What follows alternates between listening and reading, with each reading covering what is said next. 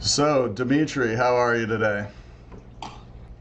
Couldn't be better. I'm glad to have this video session with you, Jay, as well as the rest of Ecotech experts. I'm looking forward to our speech. Yeah, so this is all a rather new thing for me in terms of getting this set up, doing these interviews, doing the recordings, but I think there's just this phenomenal amount of great information and people with doing really cool things in the hobby, which I don't think we delve into nearly enough in the hobby in terms of getting this information out there. Working with you, we're doing a CoralLab activity, but I mean, really, this is something that you wanted to do. Or have wanted to do for a while in terms of studying coloration in acropora and other hard corals and the effect that lighting and tank parameters has on it. So that's why we're working together to explore that. And maybe you can tell us a little bit about what you've got going on up there. Sure. So for the longest time, I've been an Ecotech Radion user, and I've experienced both positives and negatives of various generations where the T5 has always been the gold standard, and for the longest time people were saying that this is the only either that or metal highlights. It brings out the colors and the LVDs can't. And then I have experienced in my tank very positive results where part of the tank was running T5s and my frag section, which was in the sump, was running radions, and I was getting on some of the corals much better coloration than I was getting with the T5s. So with the help of Ecotech, what we have set up here is a system. It's a 48-inch, so it's a 4-footer by 2 feet, and I think it's 16 inches high tank that is divided into 3 sections, and each section is under its own Radion. It's a Radion G4 Pro, and I'm going to show with my camera that, and we will later on do par meetings, but readings, but in this section right underneath. So I've set up a set of markers that will help me measure the par readings and be structured about it, but also basically the section under each LED is going to be pretty free from interference from. So the tank itself is, I think it's an 80 gallon. It's running a NIOS skimmer. I think it's a 160. As you can see, I got a bunch of media, live rock amount in the tank, as well as in the frag section. So as you can see here, I'm actually running, I think I got maybe 8 large chunks of live rock in the tank. Finally, let's take a quick look at what I have in the tank at the moment. This is just a bunch of frags, and I think we can maybe go into more detail about this in one of the later videos. So the plan of action here is to have 3 distinct areas where you're going to test 3 different spectrums in the same water parameters, with the intention of determining what effect the different spectrums have on the color of coral. That is correct. So what I plan to do is first wait at least 3-4 weeks before, just to make sure that the corals actually don't die. I mean, the tank is very fresh, and I'm trying to compensate for that by having lots of corals at the tank at the same time, which helps with the stability, as well as having solid media with lots of bacteria on it. But for the first month, I just want to make sure that everything is not dying. Then, probably for at least another 2 to 4 weeks, I'm gonna position everything in all the corresponding lights, and basically there will be 2 frags, identical frags, per section. So there's gonna be 6 individual frags per species, and they will be split in those 3 sections. And then I'm gonna run just the tried and true all blues spectrum that I have been using on multiple tanks in the past, that I'm not claiming that this is the best, but I know that it had worked for me. So I think this will serve as a good baseline. Afterwards, if everything is stable and we can see that there's no more fluctuations, that the colors are not shifting, at that point we're basically gonna wave the magic wand and we will switch two of those lights.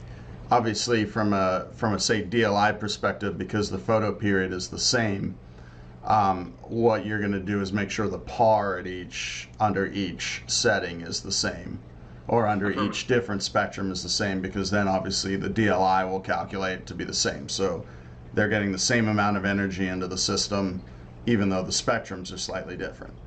And That is correct. use two spectrums which you're familiar with and have success, which is your largely blue spectrum, the less blue AB plus spectrum, which is commonly used by Radion owners at this point, and then a warmer spectrum altogether, although not perhaps. Well, no, I think we're planning on going. You're saying full spectrum. Perhaps, and I mean, this is actually, I think, an excellent opportunity to hear from ecotech experts on what do they think we should try. Because the idea here is not only for us to figure out, well, what colors are better, but also make sure that this is something that what people use out there and maybe go with it as presets. This way, this knowledge can actually be reproduced and applied elsewhere. What are your thoughts on segregating the light? Do you think it's an issue? I mean, the current generation of radions have a fair amount of spread. Have you mapped it out to see where they illuminate versus don't illuminate? Are you worried about light coverage? Are you going to put a divider in, or is it separate enough? What are you thinking there? If we can do a quick test right now, I haven't actually done it, but I mean, I have the par meter right here. So this right now reads 220, which I think is roughly what I plan to be running it at. So I think it just twisted, so this is why we're seeing that here. So 220 par. So now, I go and crop the same thing in the section right underneath the radion that is not lit. Okay. And I'm getting the par of 7 and 5, which I think is more or less the ambient light. So, even here, you see how right now I positioned the light to be pointing completely away. So, and my par reading is 4. So basically, this is just a straight light in the tank. I don't think any baffles or anything like that will affect this. Given the same light intensity, what are you expecting to see? Well, I know that a lot of people try to ignite the pigmentation with blues. I think we should see best coloration under blues, slightly less so under AB+, and I think more brown under full spectrum. But I'd love to be proven wrong. Very cool. I think it's very interesting, and it's great that we're up and running with this now. So I'm really excited to see how it transpires over time. I have my own personal theories about color, so we'll see what transpires from this. But if nothing else, it might give us a good direction to go in. Speaking of which, in terms of water parameters, are you going with the tried and true standard for reef keeping, or are you going with something different? So I'm trying to mimic kind of the most common water parameters for Acropora, which is basically an alkalinity between 8 and 9 DKH. Salinity is going to be 1.025, maybe 1.0255.